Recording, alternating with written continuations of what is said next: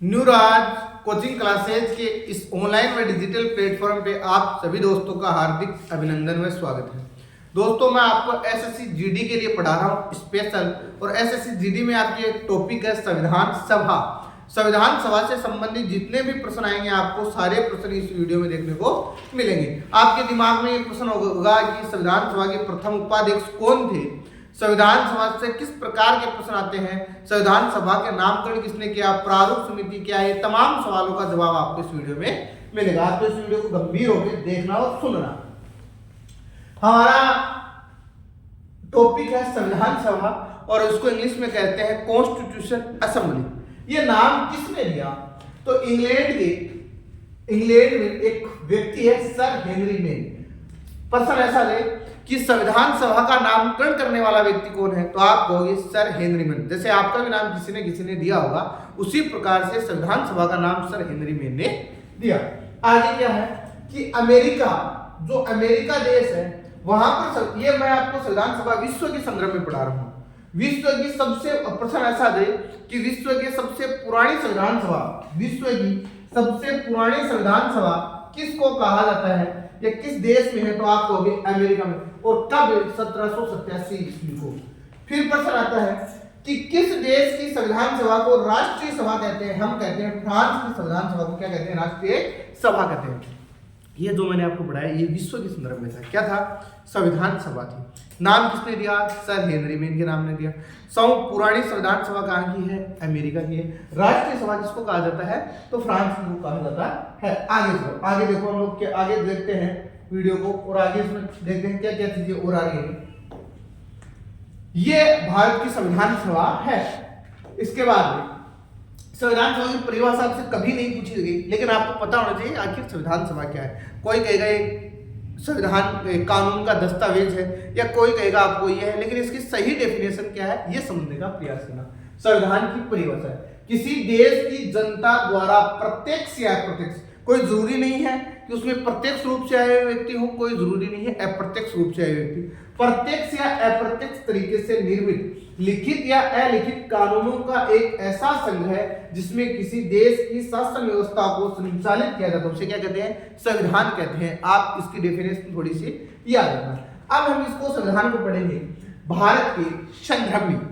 भारत में जो संविधान सभा का प्रश्न ऐसा सीधा आता है कि भारत में संविधान सभा का गठन किस प्रकार से किया गया, तो आप उत्तर देना भारत में संविधान सभा का गठन अप्रत्यक्ष तरीके से किया गया।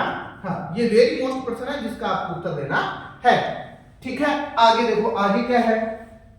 आगे है कि जब भारत अंग्रेजों का गुलाम था, अब उस समय किन किन व्यक्तियों ने संविधान की मांग की, तो उसमें पहला जो ये आपको मैं इतनी देर पढ़ाया विश्व के संदर्भ में पढ़ाया।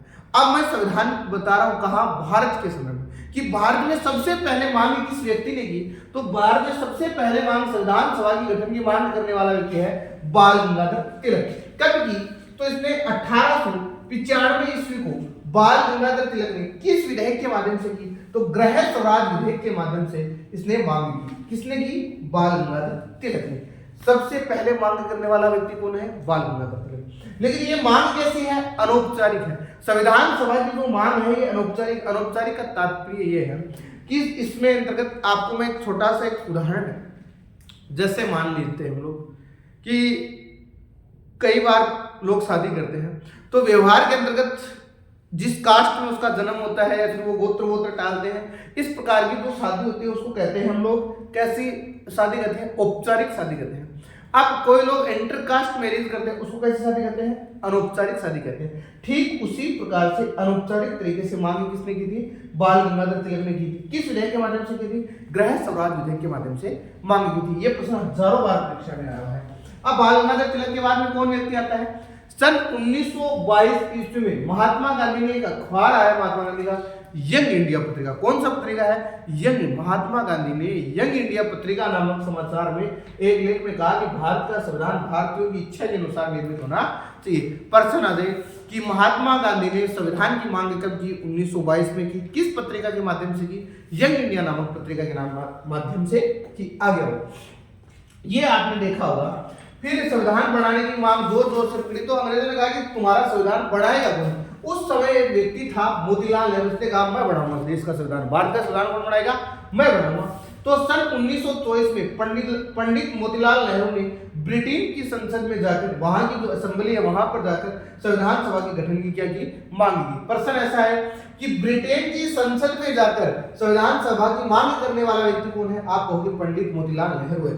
फिर आता है कि इस जो ये मांग की है, इस मांग को ही 10 अगस्त 1928 को मोतीलाल नेहरू ने नेहरू रिपोर्ट पेश की, इसी आधार के ऊपर की, इसलिए नेहरू रिपोर्ट को ही संविधान का ब्लूप्रिंट कहा जाता है। आगे प्रश्न आता है कि संविधान का ब्लूप्रिंट किसे कहा जाता है, तो आप कहते हो नेहरू रिपोर्ट को ही संविधान का क्या कहा जाता है, ब्लूप्रिंट कहा जाता है।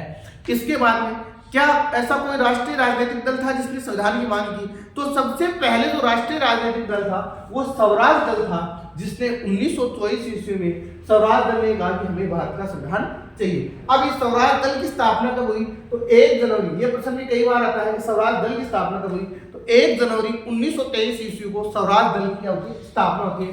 इसकी संस्थापक कौन थे, पंडित मोतीलाल नेहरू था, वो सीआर दास नाम के व्यक्ति थे। अब संविधान सभा की औपचारिक मांग करने वाला यानी कि पहला कौन सा व्यक्ति है जो संविधान सभा की औपचारिक मांग करता है, एम.एन. राय, आपको दिख रहा होगा। इसने सन 1934 में एम.एन. राय ने पहली बार संविधान सभा की क्या की, औपचारिक मांग करता है। आगे क्या है, आगे देखना, जवाहरलाल नेहरू का जो जवाहरलाल नेहरू कब मांग करता है, सन 1938 में पंडित जवाहरलाल नेहरू ने कहा कि भारतीय संविधान सभा का गठन देश के मताधिकार पे किया जाएगा, और नेहरू ने जिस रिपोर्ट में मांग की थी वो अखबार पूछते हैं तो नेशनल हेराल्ड नामक समाचार पत्र के माध्यम से संविधान की मांग की। किसने की, पंडित जवाहरलाल नेहरू ने की। आगे आओ, भारत में ये मैंने आपको बता दिया अप्रत्यक्ष तरीके से संविधान सभा क्या हुआ, गठन हुआ।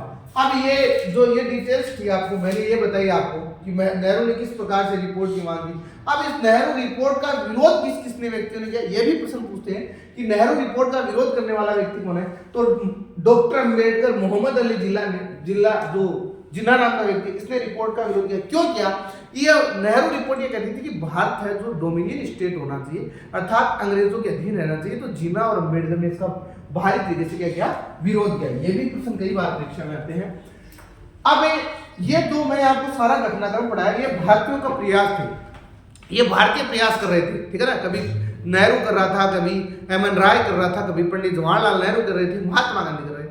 अब क्या वास्तविक रूप से अब अंग्रेजी प्रयास है, अंग्रेजों ने क्या भारतीय संविधान सभा की मांग के लिए प्रयास किए, हाँ निश्चित रूप से किए। उन्होंने पहला प्रयास किया लॉर्ड लिनलिथ को, ये परीक्षा में कई बार आता है कि अगस्त प्रस्ताव, सबसे पहले अगस्त प्रस्ताव कब आया, 8 अगस्त 1940 को आया। किसने पेश किया, लॉर्ड लिनलिथ को नाम के व्यक्ति ने पेश किया। याद रखना, पर अंग्रेजों के द्वारा किया गया प्रथम प्रयास है। इसी अगस्त प्रस्ताव के विरोध में 17 अक्टूबर 1940 को एक आश्रम है पवनार आश्रम, जहां पर व्यक्तिगत सत्याग्रह प्रारंभ हुआ। और इस व्यक्तिगत सत्याग्रह प्रारंभ क्यों हुआ, अंग्रेज तो हमें दे रहे थे ना, अगस्त प्रस्ताव के माध्यम से संविधान दे रहे थे, हमने लिया क्यों नहीं, वो डोमिनियन स्टेट चाहते थे, हम डोमिनियन स्टेट का क्या कर रहे थे, विरोध कर रहे थे। अब आगे क्या है, आगे है ये रहा पवनार आश्रम। इस पवनार आश्रम में 3 व्यक्तियों ने ये मतलब ये कई बार आता है कि प्रथम सत्याग्रही कौन था, विनोबा भावे थे, दूसरे नंबर के नेहरू थे, तीसरे नंबर के कौन थे, ब्रह्मदत्त। ऐसा सीधा का सीधा प्रश्न आया हुआ है परीक्षा में कि जो पवनार आश्रम के अंदर यह व्यक्तिगत सत्याग्रह कब प्रारंभ हुआ, वो डेट भी पूछ लेते हैं या तीनों का नाम भी पूछ लेते हैं, तो आप इसको थोड़े से ढंग से देख लेना। आगे क्या है दोस्तों, आगे है कि पहला प्रयास हो गया, पहला प्रयास अंग्रेजों ने कर दिया, लॉर्ड लिनलिथ ने कर दिया। अब दूसरा प्रयास होता है कि सर स्टीफन क्रिप्स ने 22 मार्च 1942 को ये क्रिप्स प्रस्ताव पेश किया। और इसमें क्या कहा जाता है, क्रिप्स प्रस्ताव के संदर्भ में महत्वपूर्ण कथन पूछे जाते हैं आपसे। कांग्रेस ने कहा कि इस व्यवस्था में हमें पाकिस्तान के बीज नहीं दिखते हैं, ये कांग्रेस का कथन है। किसके संदर्भ में, सर स्टीफन क्रिप्स के संदर्भ में कहा गया है। गांधी जी ने इसको, महात्मा गांधी जी ने इसको पोस्ट डेटेड चेक की संज्ञा दी। कई बार प्रश्न आता है, क्रिप्स प्रस्ताव को महात्मा गांधी ने क्या कह के पुकारा था, पोस्ट डेट अर्थात खाली चेक कहा था। नेहरू ने इसको टूटते हुए उत्तर दिनांक चेक बताया। अब ये है 1945 ईस्वी में वायसराय वेवल ने एक प्रस्ताव पेश किया जिसको वेवल प्रस्ताव कहा जाता है। इस प्रस्ताव को पट्टाभी सीतारामैया क्या कहते हैं, अगस्त प्रस्ताव का संस्करण मात्र बताया। अब हमारा देश का संविधान की जो मुख्य भूमिका है, किरदार है, जहां से संविधान सभा बनना आरंभ होती है, संविधान सभा का विचार होता है, वो था कैबिनेट मिशन। और इस कैबिनेट मिशन के बारे में बहुत आपको कई बार ऐसे प्रश्न पूछते हैं, कैबिनेट मिशन कितने सदस्य था? आप बोलोगे 3 सदस्य था। पहला व्यक्ति सर पैट्रिक लोरेंस था, सर स्टेफन क्रिप था और एवी अलेक्जेंडर था। ये तीनों के तीनों प्रश्न पूछे गए हैं कि जो कैबिनेट मिशन था कितने सदस्य था और इन लोगों का नाम पूछा जाता है, सर पैट्रिक लोरेंस का, सर स्टेफन क्रिप का, एवी अलेक्जेंडर का। ठीक है, ये कब आता है? ये अब ये मैंने संविधान सभा का पार्ट नंबर 1 पढ़ा दिया आपको। क्या क्या पढ़ाया देखना, एक बार सुनना थोड़ी 1 मिनट और। मैंने आपको पढ़ाया विश्व के संदर्भ में संविधान सभा का नाम किसने दिया, फिर मैंने आपको जो भारतीय मांग कर रहे हैं वो बताई, फिर मैंने जो अंग्रेज मांग कर रहे हैं वो बताई। अब मैं आपको कल इसी YouTube चैनल पे, न्यू राज कोचिंग क्लासेस के YouTube चैनल पे आपको इसका संविधान सभा का पार्ट 2 मिलेगा। और जितना भी आपके SSC GD में पॉलिटी वाला पार्ट है, मैं उसको बहुत जल्द प्रयास करूंगा कि आपको YouTube पे डाला जाए। आपने इस वीडियो को देखा, बहुत बहुत धन्यवाद। इसको तमाम सोशल मीडिया पे शेयर करना।